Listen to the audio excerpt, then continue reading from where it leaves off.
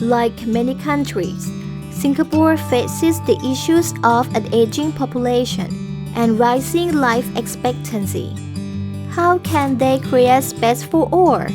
National Heritage Board or NHB positions Singapore's museum and heritage institutions was established as social and inclusive spaces in 1993. However, museum policies and programs which target senior citizens need to be developed. In 2018, NHB launched a silver generation framework that comprises a suite of age-friendly initiatives. There have also been growing evidence and growing research to show that actually museums and heritage sites are actually well placed through their collections, through their exhibitions, through their programs.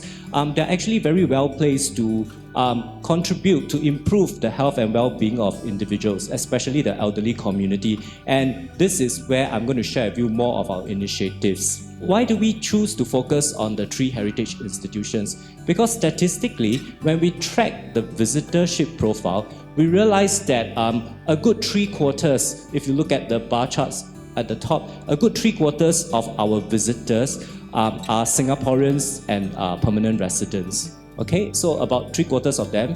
But when we break it down further, we realize that the 3 heritage institutions have a considerably higher number of visitors who are seniors, who are 65 years and above. Okay, so that's why we are focusing on the heritage institutions.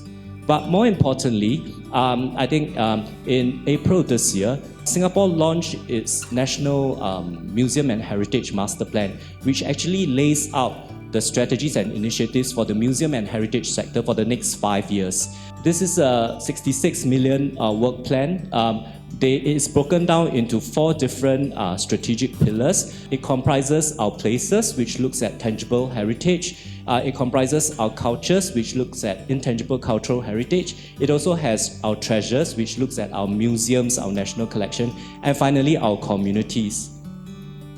Now, under our communities, that pillar, what the main initiative that we are looking at is actually what is known as silver hubs, silver hubs at the heritage institutions. So what we want to do is to transform the 3 heritage institutions based on their visitorship profile and all that into hubs for elderly visitors, for elderly activities. We have been allocated quite generous funding by our Ministry of Finance of about 2.26 million to be spent over 5 years. And of course, with our Ministry of Commerce, they always give us KPIs. So we are expected to reach out to 6,000 senior participants and also to train about 250 senior guides. Okay. So to help us achieve these goals that has been laid out in our SG Heritage Plan, what we did was we come up with what's known as our Silver Hubs framework. Now, the main goal of this framework is really to establish the institutions as community spaces that will offer our elderly visitors meaningful and engaging experiences. And how do we hope to go about achieving this goal? We have actually come up with 3 strategies. The first strategy really is promoting the use of these institutions to sort of enhance and celebrate the well-being, the silver community. The second strategy is something that we want to do quite a bit on, is really to develop signature programs that are only offered by, let's say, the National Heritage Board or the heritage institutions. And finally, it's to also conduct research and build internal capabilities so that our own staff can implement these programs more effectively. And in terms of long-term sustainability, it makes more sense.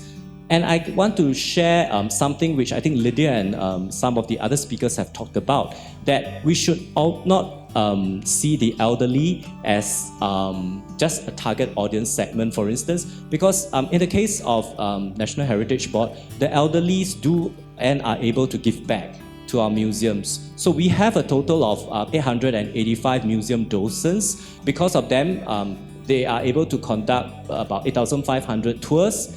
And if you look at the profile of these museum docents, 35% of them are 55 years and above, and a lot of them are retired teachers, retired educators, and retired professionals. So they are actually able to contribute back to us. They do it all for free. We do not pay them a single cent.